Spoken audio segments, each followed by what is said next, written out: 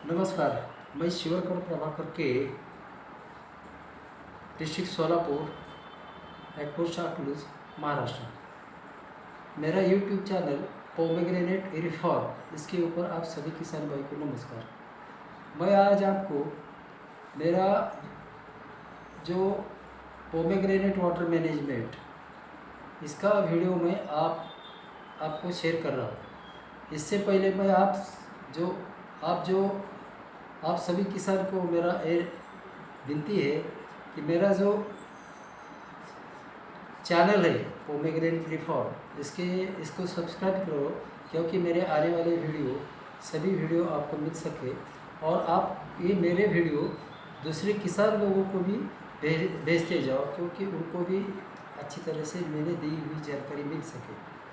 तीसरी बात यह है कि मैं आपको मेरा जो 30 ईयर का जो कंसल्टेंसी किया है, मैंने 30 साल मैंने कंसल्टेंसी अनार में किया है, उसका जो मेरा फील्ड वर्क का एक्सपीरियंस है 30 साल का है। और मैंने जो साइंटिफिकली यानी जो उसके साथ जो साइंटिफिकली स्टडी भी बहुत किया है, इसलिए आपका जो कोई भी प्रॉब्लम होगा तो मैं अभी आपको नंबर देने वाला हूँ, वही नंबर पे आप मुझे कांटेक्ट कर सकते। आपका कोई भी प्रॉब्लम हो, मैं आपको फ्री में उसका डिसीजन दे सकता हूँ। मैं फ्री में क्यों दे रहा हूँ कि कुछ ना कुछ मेरे तरफ से आपको कोई ना कोई मेरा देने का इरादा है, इसलिए मैं आपको ये बोल रहा हूँ। और दूसरी बात ये है कि मेरा जो वीडियो है उसके राइट साइड को नीचे सिंबल है ट्रायंगुलर, उसको तुम उंगली से क्लिक करो, मेरा डिस्क्रिप्शन आया है, उसमें भी मेरा मोबाइल नंबर आपको मिल जाएगा। तो अभी मैं आपको मेरा जो पोमेग्रेनेट वाटर मैनेजमेंट, इसका वीडियो शेयर कर रहा हूँ।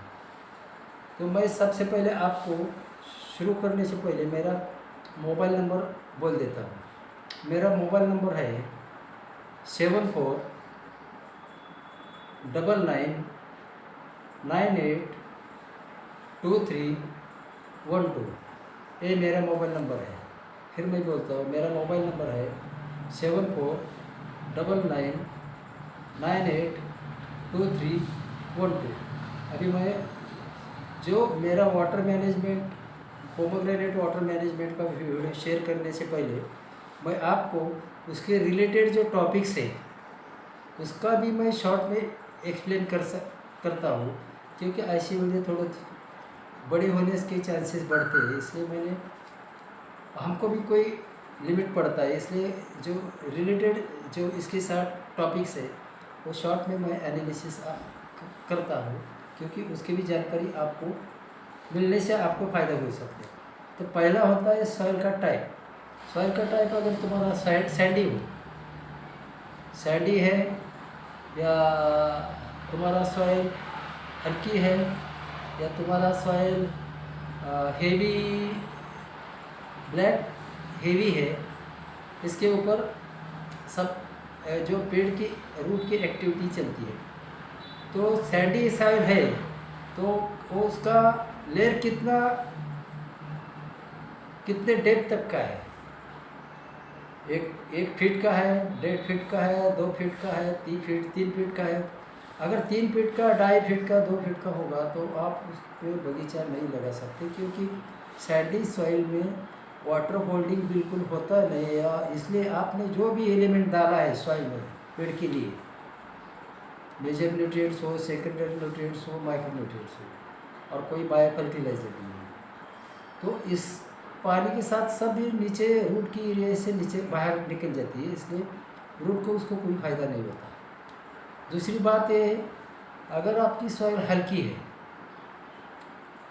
तो उसमें तुम्हारा भुरभुरी है, सॉइल हल्की रेड सॉइल भुरभुरी है, उसमें भी थोड़ा सा जो रूट के एरिया से थोड़ा पानी बाहर जाने के चांसेस रहते हैं, लेकिन वो उसके लिए आप उधर ऐसा मैनेज करना चाहिए कि जो रूट एरिया के पानी बाहर नहीं जाना चाहिए, ऐसा ड्रिप का पानी का प्रेशर रखना चाहिए, तब आपको कुछ प्रॉब्लम नहीं आएगा।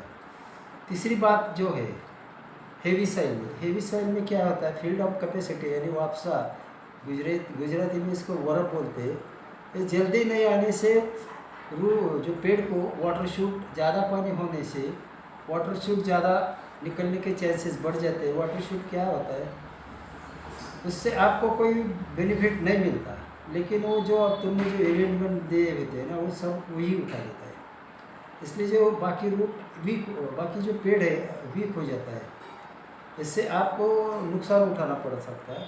इसलिए क्योंकि और दूसरी बात ये है कि ज़्यादा पानी होने से तुम्हारे पेड़ को रूट को डायबैक लगने के चांसेस, रूट को निमेटोड आने के चांसेस बढ़ते हैं, और ज़्यादा पानी होने से रूट को भी डायबैक आने पेड़ को डायबैक आने के चांसेस ज़्यादा बढ़ जाते हैं। इसलिए आपको पानी का मैनेजमेंट बहुत अच्छी तरीके से रखने से आपको कोई नुकसान नहीं हो सकता। तो तुम हेवी सॉइल में लगा सकते हैं और हल्की सॉइल में भी लगा सकते हैं।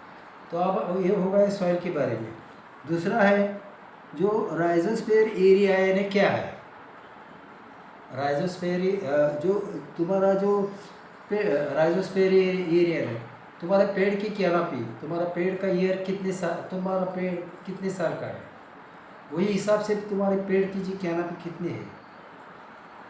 और पेड़ की कैनोपी तुम्हारी कितनी फीट डायमीटर की है, साउथ नॉर्थ ईस्ट वेस्ट कितनी कैनोपी कितनी फीट की है।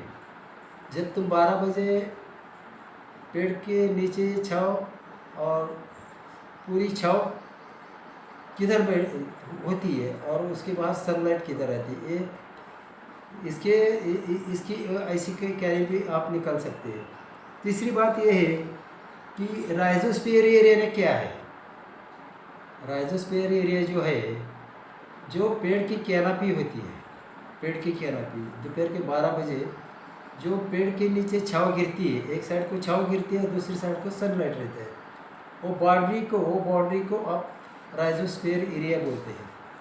राइजोस्फीयर एरिया का महत्व इसलिए है कि तुम्हारा जो एक साइड सनलाइट होता है और एक साइड छाँव रहती है पेड़ की, उसको पेड़ के जो रूट जो रहते हैं रूट, तो सभी रूट सनलाइट में आते हैं, सनलाइट में आते हैं, छाँव में नहीं रहते। 100% रूट सनलाइट में आते हैं क्योंकि उसका फंक्शन उधर अच्छा रहता है, इसलिए रूट सब सनलाइट में आते हैं। इसलिए राइजोस्फीयर एरिया का डिमांड रहता है, महत्व बढ़ता है।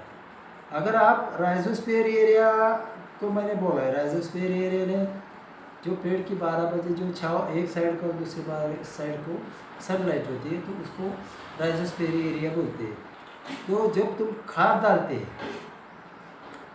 डालते तो आपको राइजोस्फीयर एरिया में डालना चाहिए, क्योंकि अगर आप गोबर खाद डालते हो, कंपोस्ट खाद डालते हो, तुम न्यूट्रिएंट्स डालते हो, केमिकल फर्टिलाइज़र डालते हो, तो मेजर फर्टिलाइज़र हो या सेकेंडरी फर्टिलाइज़र हो, माइक्रो न्यूट्रिएंट्स हो और कोई बायो फर्टिलाइज़र हो, बायो पेस्टिसाइड हो, सब डालते हैं तो राइजोस्फीयर एरिया में डालना चाहिए, क्योंकि सभी रूट राइजोस्फीयर एरिया में होते, अंदर छाँव में कोई भी रूट नहीं रहता।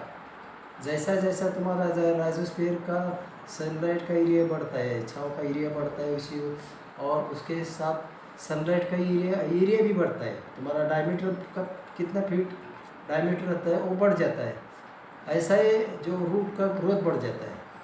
तो सनलाइट में सब 100% रूट एक्टिव रहते हैं, क्योंकि तुम्हारा जो डोज है, जो एलिमेंट डालना है राइजोस्फीयर एरिया में क्यों डालना है, क्योंकि राइजोस्फीयर एरिया में जो पेड़ को लगने वाली बैक्टीरिया है, पेड़ को लगने वाली जो बैक्टीरिया है, बायो पेस्टिसाइड, बायो फर्टिलाइज़र और बायो प्लांट बेनिफिशियल और भी बैक्टीरिया है, और जो तुमने बैक्टीरिया, ये सब बैक्टीरिया राइजोस्फीयर एरिया में एक्टिव रहते हैं। इसलिए आप जो फर्टिलाइज़र डालते हैं तो बायो फर्टिलाइज़र का बैक्टीरिया हो, बायो पेस्टिसाइड का बैक्टीरिया हो, प्लांट बेनिफिशियल बैक्टीरिया हो, सब रूट एरिया में होने से आपने जो डाले हुए जो एलिमेंट रहते हैं सॉइल में, उसका जो पानी के साथ जो केमिकल रिएक्शन होने के कारण जो सॉल्यूशन बनता है, न्यूट्रिएंट्स का सॉल्यूशन बनता है और रूट इजीली उसका बायो बैक्टीरिया से वो केमिकल सॉल्यूशन बनता है, वो सब रूट अच्छे तरीके से उठा लेता है। इसलिए रूट की ग्रोथ अच्छी रहती है, रूट का काम अच्छा चलता है, इसलिए पेड़ की वेजिटेटिव ग्रोथ भी अच्छी रहती है। तीसरी बात ये है कि लेटरल जो है लेटरल इनलाइन है कि ड्रिपर वाली है। तो मेरे हिसाब से इनलाइन लेटर अच्छी रहती है ड्रिपर से क्या होता है, अब तुम्हारे सॉइल का टाइप कौन सा है तो मैंने ऊपर बोला है, उसके हिसाब से आपको कितना प्रेशर रखना है। रूट एरिया में पानी होना, रूट एरिया से पानी नीचे नहीं जाना चाहिए, यही हिसाब से आपको रूट को पानी देने के लिए प्रेशर कितना रखना है, ये आपको तुम उधर प्रैक्टिकली कर सकते हैं। तो कम प्रेशर से पानी देने से तुम्हारा जो रूट एरिया में जो तुम्हारे रूट कितनी डेप्थ पे है, रूट का क्या नाम पे एरिया कितनी फीट डायमीटर का है, सभी रूट को पानी मिलने के लिए आपको कितना टाइम लगता है, वही टाइम आपको पानी कम प्रेशर से देंगे तो रूट का पानी सब रूट को अच्छे तरीके से मिल जाता है। अगर ज़्यादा प्रेशर से देते हैं तो पानी के साथ तुमने दिया हुआ है सब एलिमेंट रूट के बाहर चला जाता है, इसलिए आपका नुकसान उठाना पड़ता है। इसलिए ड्रिपर से ज़्यादा अच्छा इनलाइन लेटरल सबसे अच्छी है, तो उसका कवरेज एरिया बढ़ता है, पानी का कवरेज एरिया बढ़ता है अच्छी तरीके से। और तीसरी बात ये है कि भी आप लास्ट में मैं बोलता हूँ कि जो आपका जो लैटरल है, जो राइजोस्फीयर एरिया मैंने ऊपर बोला है ना, राइजोस्फीयर एरिया में एक साइड को छाँव रहती है और दूसरी साइड को सनलाइट रहती है। सनलाइट के जब आता है सनलाइट छाँव के बाद जो सनलाइट एरिया आता है वो 6 इंच या 8 इंच तुम लैटरल बाहर रखने का सनलाइट में, क्योंकि सनलाइट बाहर बाजू में सब बैक्टीरिया एक्टिव रहते हैं और तुमने जो डाला हुआ जो फर्टिलाइजर ये एलिमेंट्स डाले हैं सॉइल में, वो सब जो एरिया में डालने से वो लैटरल उधर उसका पानी उधर ही मिलना चाहिए और रूट का ग्रोथ भी अच्छा बढ़ता है। एक राइजोस्फीयर एरिया में आपकी लैटरल रखने से आपका नुकसान कोई नहीं होता, क्योंकि रूट को पानी अच्छी तरह से मिलते हैं, सभी रूट पानी से कवर हो जाते हैं और जो बैक्टीरिया भी बहुत अच्छे तरह से एक्टिव हो जाता है। और तीसरी बात है सनलाइट में जो तुम्हारा फील्ड ऑफ कैपेसिटी जल्द से जल्द आता है, इसलिए रूट को कोई प्रॉब्लम रूट को रॉट होने का कोई यानी नुकसान होने का कोई चांसेस नहीं होता है। लेकिन अगर तुमने छाँव में लैटरल रखेंगे, राइजोस्फीयर एरिया जो तुम्हारा टैप रूट है उसके बीच में अगर तुमने लैटरल रखेंगे तो बीच में कोई रूट एक्टिव नहीं होता। रूट जैसा जैसा तुम्हारा सनलाइट का एरिया बढ़ता है, राइजोस्फीयर का एरिया बढ़ता है, यानी सनलाइट का एरिया एक बाजू और छाँव का एरिया है एक बाजू, तो सनलाइट का एरिया बढ़ता है तैसा वैसा तुम्हारा रूट का ग्रोथ भी बढ़ जाता है ना, छाँव में सनलाइट में आने के लिए। तो उसके लिए अंदर कोई रूट एक्टिव नहीं होता है, लेकिन उसका नुकसान ये हो जाता है कि जो तुम्हारे वाइट रूट हो या सेकेंडरी रूट हो, तो टैप रूट का काम रहता है कि पेड़ को खाली स्टैंड देना और पेड़ में सॉइल में पेड़ को पक्का खड़ा करके रखना, ये खाली टैप रूट का काम रहता है। वो सेकेंडरी रूट और वाइट रूट, जिसको तुम वाइट रूट बोलते हैं, कोई एक्टिव रूट बोलते हैं, कोई रूट हेयर बोलते हैं इंग्लिश में, तो ये जो काम रहते हैं वो अच्छे तरीके से सनलाइट में चलते हैं। लेकिन छाँव में ये जो रूट बाहर आते वक्त उनका जो रूट का जो एरिया रहता है उसमें जो वाइट रूट को यानी कोई तो इसको रूट हेयर बोलते हैं, कोई तो एक्टिव रूट बोलते हैं, इसमें से जो छोटे छोटे गांठी दिखते हैं ना रूट के ऊपर, छोटे छोटे गांठी दिखती है, जो गांठी उसमें से जो बड़ी रहती है उसमें नेमेटोड के बैक्टीरिया होने के चांसेस ज़्यादा रहते हैं। इसलिए आपको छाँव में पानी देने से नेमेटोड के बैक्टीरिया वो जो गांठी रहते हैं रूट के ऊपर वो बैक्टीरिया होने से आपको नेमेटोड रूट को लगने के चांसेस बढ़ जाते हैं, तो तुम्हारा पेड़ नेमेटोड से डेड भी हो सकता है। ये तो नुकसान हो गया। और अंदर पानी देने से छाँव में और भी जो फंगल अटैक ज़्यादा से ज़्यादा हो जाते हैं, उससे भी तुम्हारा रूट को फंगल अटैक से रूट रॉटिंग का प्रॉब्लम ज़्यादा आती है। रूट को रॉटिंग की ज़्यादा से ज़्यादा प्रॉब्लम आने से उससे भी तुम्हारे पेड़ को डायबैक लगने के चांसेस बढ़ते हैं। इसलिए आपको छाँव में लैटर रखने से बहुत नुकसान हो जाता है। और सनलाइट में तुम्हारा लैटर रखने से तुम्हारा फील्ड ऑफ कैपेसिटी भी जल्द से जल्द आता है। कोई रूट को प्रॉब्लम कोई भी नहीं होता, ना किसी डायबैक लग सकता है, ना कोई रूट रॉट होने के चांसेस रहते हैं। इसलिए आपको कभी भी छाँव में लैटर रखना नहीं चाहिए। सनलाइट एरिया में, राइजोस्फीयर एरिया में सनलाइट की बाजू में लैटर रखने से आपको फ़ायदा हो जाता है। अब मैं अब आता हूँ वाटर मैनेजमेंट के मेन सब्जेक्ट पे। तो वाटर मैनेजमेंट यानी क्या है? वाटर मैनेजमेंट यानी जो तुम्हारा पेड़ का जो फिजियोलॉजिकल एक्टिविटी चलती है, कोई भी काम की हो, फिजियोलॉजिकल एक्टिविटी पूरी करने के लिए, जैसा कि फोटोसिंथेसिस, आपको फूड बनाना है, पेड़ को खाने के लिए पेड़ में फूड बनाने का काम करने का है। तो ये हो गई फिजियोलॉजिकल एक्टिविटी पूरी करने के लिए। फूड बनाने के लिए जो फिजियोलॉजिकल एक्टिविटी पूरी करने के लिए क्या क्या लगते हैं समझ लो। आपको फूड बनाने के लिए फोटोसिंथेसिस की एक्टिविटी होनी जरूरी होती है। जो रूट से जो सब एलिमेंट के साथ पानी ऊपर पत्ती में जाता है, तो उस वक्त पत्ती में आने के बाद, पानी और उसके साथ एलिमेंट आने के बाद, ऊपर पत्ती में आने के बाद जो पत्ती के नीचे स्टोमेटा होता है, उसमें स्टोमेटा ओपन होने के बाद कार्बन डाइऑक्साइड अंदर चला जाता है और ऊपर से सनलाइट से फोटोसिंथेसिस की एक्टिविटी हो जाती है। तो फोटोसिंथेसिस की एक्टिविटी पूरा होने के लिए जैसा सनलाइट होना जरूरी है, कार्बन डाइऑक्साइड होना जरूरी है और हाइड्रोजन यानी पानी होना जरूरी है। इससे तुम्हारी फोटोसिंथेसिस एक्टिविटी पूरी हो जाती है। ऐसा पत्ती में पूरा फूड बनता है। फूड अलग है, और जो तुमने सॉइल में डाला हुआ फर्टिलाइजर हो, न्यूट्रिएंट्स, आप उसको न्यूट्रिएंट्स बोल सकते, फूड नहीं बोल सकते। जो तुमने जो एलिमेंट डाले होते हैं तो फूड नहीं होते, वो जो न्यूट्रिएंट्स बोलो उसको। फूड एक्चुअली जो पत्ती में खाना बनता है उसको फूड होता है। फूड यानी कार्बोहाइड्रेट्स, समझ लो, कार्बोहाइड्रेट्स यानी ग्लूकोज, इसको फूड बोलते हैं। पत्ती के दो काम होते हैं। एक तो पत्ती का काम रहता है फोटोसिंथेसिस का। फोटोसिंथेसिस के बारे में मैंने अभी बोला है। पत्ती के नीचे जो स्टोमेटा होता है वो जब ओपन होता है तो कार्बन डाइऑक्साइड अंदर लेता है। पत्ती में आप पानी के साथ जो एलिमेंट आया हुआ होता है रूट के जाइलम से, वो एलिमेंट और हाइड्रोजन ये होता है, और ऊपर से सनलाइट से फोटोसिंथेसिस की एक्टिविटी बनती है और फूड बनता है। फूड यानी कार्बोहाइड्रेट्स कॉम्प्लेक्स। दूसरा काम होता है पत्ती का तो रेस्पिरेशन यानी ऑक्सीजन लेने का और छोड़ने का।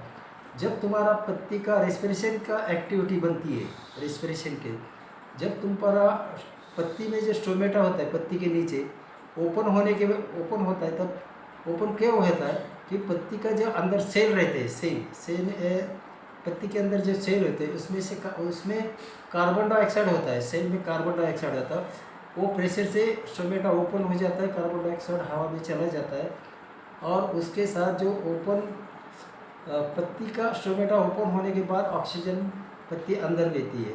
ये ऑक्सीजन के लिए ऐसा ऑक्सीजन होना जरूरी है, और कार्बन डाइऑक्साइड वायु ऐसे तरीके से पत्ती से बाहर निकल जाता है। तो सेल में जो कार्बन डाइऑक्साइड होता है वो सब स्टोमेटा ओपन होता है तो कार्बन डाइऑक्साइड हवा में चला जाता है और ऑक्सीजन अंदर आ जाता है। ऐसा होता है इसका रेस्पिरेशन का काम। और फोटोसिंथेसिस का भी मैंने बोला है। लेकिन पत्ती भी 3 प्रकार की होती है। ये मैं थोड़ा सा आपसे डिटेल से मेरे ओर से आया, मैंने आपको दे दिया। पत्ती के 3 प्रकार होते हैं। ये जो एलिमेंट आता है रूट के जाइलम से ऊपर पत्ती में, तो पत्ती 3 प्रकार की होती है। नई पत्ती जो मैच्योर नहीं होती, वो उनका जो लाइफ साइकिल रहता है, वो कुछ खुद का खाना नहीं बनाती, कुछ नहीं बनाते। वो जो बीच में जो मैच्योर पत्ती रहती है, मैच्योर होने के लिए पत्ती को 35 से 40 डेज का, मैच्योर होने के लिए पत्ती को 35 से 40 डेज लगता है। उससे पहले 30 दिन तक तो पत्ती अनमैच्योर रहती है, वो खुद कुछ नहीं कर सकती। जो मैच्योर पत्ती जो फूड बनाती है यानी कार्बोहाइड्रेट्स बनाते हैं, उसके ऊपर ही उसका लाइफ साइकिल चलता है। और जो पुरानी पत्ती होती है वो मैच्योर पत्ती से जो फूड बनता है वो कोई भी लेती नहीं है, कुछ लेती नहीं, पेड़ से कोई लेती नहीं है वो जो, लेकिन उसमें जो स्टोर किया रहता है पत्ती में, पुरानी पत्ती में, वो खुद उसको जीने के लिए उसका सब एक्टिविटी बंद हो जाता है। उसका रेस्पिरेशन का एक्टिविटी खाली चालू रहता है, लेकिन उसका जो बाकी खाना बनाने का वगैरह कोई पेड़ से कोई लेती नहीं, पुरानी जो मैच्योर पत्ती से कोई लेता नहीं। लेकिन वो जाते वक्त देती है वो पत्ती जाते वक्त, जब वो डिफॉर्मेशन होती है, ड्रॉप हो जाती है, पेड़ से ड्रॉप हो जाती है, उसे वक्त वो पत्ती पेड़ का जो तुम्हारा फूल निकलता है उसको तुम आँख बोलते हैं आप, इसको इंग्लिश में बड़ बोलते हैं। उसमें सब जो कार्बोहाइड्रेट्स उधर एक पॉइंट पे छोड़ जाता है, छोड़ के वो ड्रॉप हो जाता है, ऐसा इसका डिफॉर्मेशन होता है। पत्ती के तीनों पत्ती के बारे में मैंने आपको बोला है। जब पत्ती मैच्योर होने के लिए 35 से 40 होती है, तो 40 से 45 डेज के से 40 से 45 डेज के अंदर आपको पत्ती का एनालिसिस करके लाएंगे, तो तुम्हारा न्यूट्रिएंट्स का जो पेड़ कौन सा न्यूट्रिएंट्स कम है, कौन सा न्यूट्रिएंट ज़्यादा उठाती है, इसका भी आपको एनालिसिस मिल सकता है। तो मेरा पहला ये हो गया। अब मैं तो फिजियोलॉजिकल एक्टिविटी के बारे में शॉर्ट में आपको बोल दिया। अब प्रॉपर वाटर मैनेजमेंट कैसा होता है, प्रॉपर वाटर मैनेजमेंट कैसा है, इसको डिमांड कैसा होता है, तो इसके बारे में एक्चुअली आता मेन टॉपिक के ऊपर आ रहा है। आपकी रूट की जो डेप्थ कितनी है, आपकी सॉइल कौन सी प्रकार की है, इसी से आपकी सॉइल में रूट तुमने जो प्लांट लगाए खड्डा लेके लिया है, सॉइल में प्लेन सॉइल में लगाया है, क्या 1-1.5 फीट बेड के ऊपर लगाया है, 1-1.5 फुट ऊपर बेड करके बेड में लगाया है, इसके ऊपर आपका रूट का डेप्थ की रूट कितना डेप्थ का है आपको मालूम रहता है। दूसरी बात, पेड़ का रूट का डेप्थ, जैसा तुम्हारा पेड़ कितने साल का है, उसका जो 12 बजे दोपहर को राइजोस्फीयर एरिया का कैनोपी एरिया यानी पेड़ की कैनोपी एरिया कितनी है, उसके हिसाब से राइजोस्फीयर एरिया यानी जो नीचे छाव गिरती है उसके बाहर रूट की एरिया, रूट एक्टिव रूट, सभी रूट बाहर आते हैं। तो रूट की कैनोपी कितने फीट डायमीटर की होती है, south north east west, root की कैनोपी कितने एरिया में फैले हुए हैं तुम्हारे रूट, ये सब रूट को पानी मिलने के लिए कितना टाइम लगता है, सभी रूट को पानी मिलने के लिए कितना टाइम लगता है, समझ लो रूट में पानी रहना चाहिए। यही प्रेशर आप तुम्हारे यहाँ जो कंडीशन है वही हिसाब से इसका पानी का प्रेशर मैं शुरू में ही बोल दिया, वही हिसाब से प्रेशर रखना है। ज़्यादा प्रेशर से तुम्हारा एलिमेंट के साथ पानी लेके एलिमेंट के साथ रूट के एरिया से बाहर चला जाता है, तो प्रेशर ज़्यादा मत दे दो। प्रेशर ऐसा रखो कि रूट एरिया में पानी के साथ ऑक्सीजन, क्योंकि पानी में खाली पानी नहीं जाता, उसको ऑक्सीजन होना ही है। ऑक्सीजन नहीं होने से रूट सॉइल में पानी एंट्री कर ही नहीं सकता। तो पानी और उसके साथ ऑक्सीजन और जो तुमने जो न्यूट्रिएंट्स तुमने जो डाले हुए न्यूट्रिएंट्स वो सब रूट एरिया में रहने चाहिए। इसी हिसाब से आपको प्रेशर रखना है, ज़्यादा प्रेशर मत रखो और कम भी मत रखो। ये सब पानी सब रूट को मिलने के लिए कितना टाइम लगता है, 1 घंटा लगता है, 1.5 घंटा लगता है, 2 घंटा लगता है, 2.5 घंटा लगता है। वही हिसाब से प्रॉपर टाइम आपको अनकट, जब पानी चालू कर देते तो अनकट आपको पानी देना है, कभी भी बीच में पानी कट नहीं करने का, क्योंकि इसको अनकट पानी देने से आपको फ़ायदे क्या है, अभी मैं अभी बोल रहा हूँ। अनकट पानी देने से रूट में तुम्हारा रूट सॉइल एरिया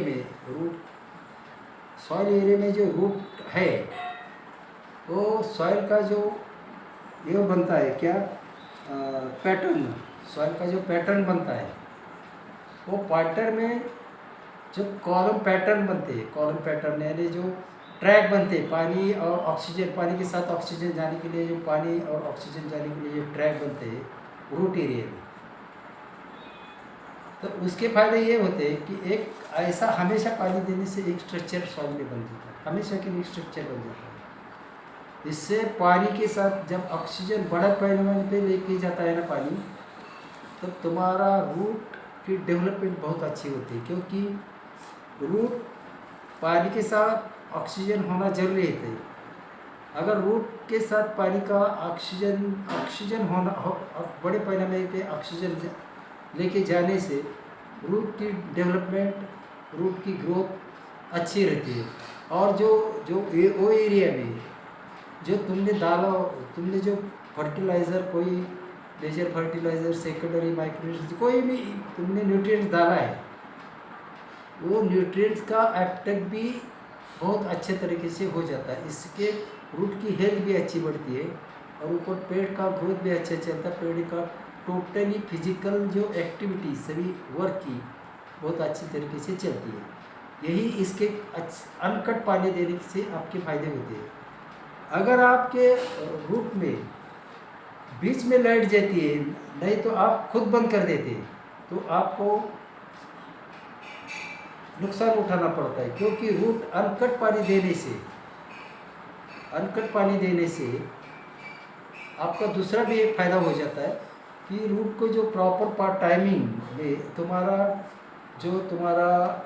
टाइम है पानी देने का, तुम्हारा फ्लश कौन सा पकड़ा है, तुमने अम्बे बहार पकड़ा है, हस्त बहार पकड़ा है, यानी अम्बे बहार है नहीं जनवरी फरवरी में आता है वो पकड़ा है क्या, तुमने लू बहार यानी जून जुलाई में पकड़ा है वो बहार है क्या, या तुम अगस्त सितंबर में पकड़ते हैं तो वो बहार का हस्त बहार बोलते हैं वो है, कौन सा बहार पकड़ता है, इसके ऊपर आपका जो पानी का इवापोरेशन रेट कैसा रहता है। इवापोरेशन रेट तुम्हारा कैसा होता है, हवा कितनी तेज़ चलती है, तुम्हारा बगीचा कौन से टॉप पॉइंट पे है, तुम्हारा हिल पॉइंट पे है, डेप्थ पे, तुम्हारे बगीचे के बाजू में इरिगेटेड एरिया है क्या, ड्राई एरिया है, ये सब आपको सोचना पड़ता है। ड्राई एरिया होगा तो अगर तुमने समर में यानी जनवरी फरवरी में अम्बे बहार पकड़ा है, तो जब तुम्हारा मार्च अप्रैल में तुम्हारा टेम्परेचर बढ़ता है, तो उस वक्त आपको लू बढ़ने से चांसेस रहते हैं, हवा तेज़ चलती है।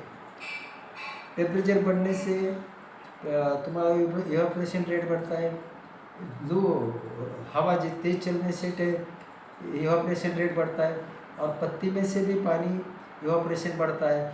इससे हिसाब से ज़्यादा एक दिन पहला आपको फील्ड ऑफ कैपेसिटी आता है, उससे ज़्यादा नहीं आती, समझ लो। जब तुम्हारा बाद में फील्ड ऑफ कैपेसिटी आती है, तभी उतना ही टाइम आपको पानी देना है। जब तुम्हारा 2 घंटा लगता है तो 2 ही घंटा देना है, 1.5 घंटा लगता है तो 1.5 घंटा ही देना है, वही सब 1 घंटा लगता है तो 1 घंटा ही देना है, वही हिसाब से पानी देना है। तभी तुम्हारा जो स्ट्रक्चर बना हुआ है, पैटर्न, कॉलम फॉर्म के जो ट्रैक बनते, अच्छा पानी के साथ ऑक्सीजन जाता है और न्यूट्रिएंट्स का भी अपटेक होने से तुम्हारा पेड़ की टोटली फिजियोलॉजिकल एक्टिविटी अच्छी रहती है और रूट की भी एक्टिविटी अच्छी रहती है। जब तुम्हारा फील्ड ऑफ कैपेसिटी आता है, उसी वक्त दूसरे दिन पानी देना। अगर आपको समझ में नहीं आता तो आप रूट एरिया के बाजू में थोड़ा सा मिट्टी ऊपर निकाल दे दो, रूट एरिया के साइड को, वो तुम मिट्टी हाथ में तुम्हारी मुट्ठी में ले लो। अगर आपकी मुट्ठी में मुट्ठी छोड़ देती है, अगर आपकी सॉइल मिट्टी है छूट जाती है, भुरभुरी हो जाती है, तो समझ लें कोई आपके सॉइल में फील्ड ऑफ कैपेसिटी आई, पानी देने की जरूरी है। उस टाइम आपको पानी दे सकते हैं। अगर मिट्टी में छोड़ते और मिट्टी में मिट्टी ऐसी का ऐसी रहती है गाठ, तो पानी नहीं देना, क्योंकि आपको सॉइल में फील्ड ऑफ कैपेसिटी नहीं होती। ये मैंने प्रैक्टिकली एक्सपीरियंस किसान के लिए कैसा करना है ये बोल दिया। तो अगर आपको जो पेड़ में पानी देने से के समय कोई प्रॉब्लम हो गया और लाइट गया, तुम्हारा लाइट गया, किसी कारण तुमने बंद भी कर दिया और फिर तुमने चालू कर दिया, तो अनकट पानी देने से आपको जो प्रॉपर टाइमिंग पानी देने से आपका जो पैटर्न बना था, कॉलोफॉर्म बने थे, उससे तुम्हारा स्ट्रक्चर भी अच्छा बना था। इसलिए उसके पानी के साथ तुम्हारा ऑक्सीजन में बड़े लेवल पे जाने से और न्यूट्रिएंट का अपटेक भी अच्छा होने से तुम्हारा पेट का और रूट का हेल्थ भी एक्चुअली जो फिजियोलॉजिकल एक्टिविटी अच्छी चल रही थी वो सब बंद हो जाती है, क्योंकि जो तुम्हारा पैटर्न बनता, स्ट्रक्चर बना था, वो सब कट हो जाता है, कॉलम फॉर्म कट हो जाते हैं, पैटर्न पूरा टूट जाता है। तो उस उधर जैसा भी तुम पानी देते तो पानी के साथ ऑक्सीजन जाना चाहिए था, लेकिन बिना ऑक्सीजन से पानी एंट्री नहीं कर सकता। तो ऑक्सीजन रहता है ऊपर, जिधर दो पार्टिकल के बीच में स्पेस रहते हैं ना ऐसे बड़े बड़े, उसमें ऑक्सीजन लटक जाता है, इधर उधर ऊपर ही ऑक्सीजन लटक जाता है, उसके नीचे थोड़ा वेट से पानी नीचे जाता है। लेकिन उसको भी क्या होता है, जो ड्राई होता है तो इसको भी स्पेस जैसा पानी को मिलता है बीच में, वो ट्रैक से पानी इधर उधर भी चला जाता है। और पेड़ के रूट है नीचे रहते, इससे आपका जो पेड़ है रूट है वो ड्राई होने के चांसेस बढ़ जाते हैं। अगर आपके रूट में छोटा सा कोई रूट को पानी भी मिल जाता है, खाली पानी, उसके साथ ऑक्सीजन नहीं होता, तो खाली पानी भी रूट नहीं ले सकता। उसके लिए रूट को पानी के साथ ऑक्सीजन होना जरूरी होता है, तभी रूट पानी ऑक्सीजन होता है तो पानी उठा ले सकता है। तो आपको रूट के पानी के साथ ऑक्सीजन होना जरूरी है। इसीलिए अगर आप बीच में पानी बंद कर दे के चालू कर देने से जो रूट रहते हैं, रूट ड्राई होने से वो सूख जाते हैं। रूट सूख जाने से वो खुद एब्सिसिक एसिड की निर्मित कर देते हैं। एब्सिसिक एसिड एक प्रकार का हार्मोन्स है, वो एक्टिव हार्मोन्स की एक्टिविटी खुद रूट पेड़ एक्टिवेट कर देता है। उससे क्या होता है, वो रूट का काम पूरा बंद हो जाता है। लेकिन वो रूट का ऊपर जो पेड़ का ग्रोथ रहता है ना, वो सभी रूट शूट रहते हैं, कोई ना कोई शूट को उसका एक ये होता है, कनेक्शन रहता है। जो कनेक्शन रहता है रूट का कनेक्शन जो शूट के साथ रहता है, वो शूट की ग्रोथ रुक जाती है और शूट वो ऊपर से उसका काम बंद हो जाने से उसको डायबैक लगता है। ऐसा अगर 20% 30% बन गया रूट ड्राई होने से, तो आपको डायबैक लगने से रूट डेड होने की चांसेस बढ़ती है। इसलिए आपको जो पानी देना है, सभी रूट को पानी मिलना चाहिए ऑक्सीजन के साथ। तो उस वक्त पानी देना है तो अनकट पानी देना है। अगर आप बीच में पानी बंद के फिर देने से एनाएरोबिक कंडीशन बनती है सॉइल में। एनाएरोबिक कंडीशन होने से क्या होता है, पानी एक बाजू, ऑक्सीजन एक बाजू और रूट एक साइड को, एक किसी को साथ मेल नहीं खाता। इसलिए जो आपको पानी देना है, सभी रूट को पानी देना है, तो हमेशा अनकट पानी देने से आपके फायदे हो जाते हैं। तो मैंने शुरू में बोल दिया है। तो दूसरी बात ये है कि आप जो पानी देते हैं, अनकट पानी देने से आपके रूट की जो सभी क्रिया अच्छी होती है, क्योंकि पानी के साथ ऑक्सीजन होने से, और जो पानी के साथ तुमने जो सॉइल में जो एलिमेंट डाले, न्यूट्रिएंट डाले, उसको भी लेके वो पानी जाता है रूट में। रूट के भी दो प्रकार के काम रहते हैं, जैसे पत्ती के दो प्रकार के काम मैंने बोला, फोटोसिंथेसिस और रेस्पिरेशन। ऐसे रूट में भी दो प्रकार के काम रहते हैं। पहला काम होता है जो तुमने प्रॉपर टाइमिंग से अच्छे पानी दिया तो रूट पानी के साथ ऑक्सीजन होता है और पानी के साथ न्यूट्रिएंट्स भी होते हैं। तो पानी के साथ पानी न्यूट्रिएंट्स लेके रूट का जो रूट में जो कॉर्नर अंदर रूट में जो स्टोमेटा रहता है, जो वाइट रूट में जाइलम जो रहता है, वो वाइट रूट में जाइलम रहता है, तो उसके अंदर जो सेल रहते हैं उसमें भी कार्बन डाइऑक्साइड जो सेल रहते हैं उसमें कार्बन डाइऑक्साइड होते हैं। अंदर वो कार्बन डाइऑक्साइड प्रेशर बढ़ने से उसका जो स्टोमेटा ओपन हो जाता है रूट का, तो कार्बन डाइऑक्साइड सॉइल में छोड़ देता है, और उसके साथ वो स्टोमेटा से सॉइल में बाहर के साइड पानी के रूट जो कार्बन डाइऑक्साइड डिफ्यूजन से सॉइल में छोड़ देता है, डिफ्यूजन एक्शन से वो कार्बन डाइऑक्साइड बाहर छोड़ देता है, और पानी के साथ ऑक्सीजन, पानी के साथ वो एलिमेंट लेके यानी न्यूट्रिएंट्स लेके वाइट रूट या कोई इसको हेयर रूट बोलते हैं, कोई एक्टिव रूट बोलते हैं, तो वाइट रूट से पानी के साथ न्यूट्रिएंट्स और ऑक्सीजन के प्रेशर से बाहर, ऑक्सीजन प्रेशर से एटमॉस्फेरिक प्रेशर बनता है, ऑक्सीजन से बाहर एटमॉस्फेरिक कॉन्टिनेम यानी एटमॉस्फेरिक प्रेशर बनता है, उससे रूट का स्टोमेटा ओपन होने से वो सब अंदर चला जाता है, और वो पूरे जो वाइट रूट के जाइलम से, सेकेंडरी रूट के जाइलम से और स्टेम के जाइलम से सीधा पत्ती में चला जाता है, उधर फूड बनने का फिजिकल एक्टिविटी बन जाती है। फूड यानी कार्बोहाइड्रेट्स, वो फोटोसिंथेसिस एक्टिविटी होती है, वो सब फूड बन जाता है। ऐसी होती है क्रिया। तो आपको जो मैंने पानी के देने के जो प्रॉपर अगर आपने प्रॉपर टाइमिंग, सभी रूट प्रॉपर टाइमिंग रखेंगे अनकट, अगर वो प्रॉपर टाइमिंग में सब आपके रूट पानी सब रूट को मिलना चाहिए, इसी टाइम से पानी देते हैं, तो आपका सब जो फिजिकल वर्क है अच्छा तरीके से चलता है, उसको प्रॉपर वाटर मैनेजमेंट बोलते हैं। तो यही मेरा वीडियो है, अभी मैंने आपके साथ शेयर कर दिया है। तो मेरा अगले वीडियो मैं अभी आपको बोलता है, अगला वीडियो मेरा शायद, क्योंकि जो हस्तभार जो किसान लेते हैं अगस्त से सितंबर एंड तक, उसका सभी हर बगीचे के हार्वेस्टिंग हो गए होंगे, तो अगले साल का जो तुम्हारा जो अगस्त सितंबर में जो हस्तभार आएगा, उसको मैं हेल्प के लिए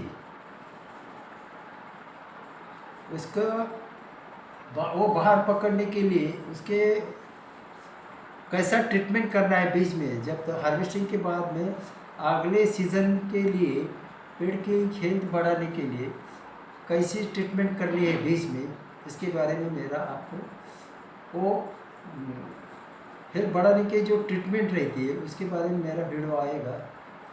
तब तक मेरा तुम्हारा नमस्कार।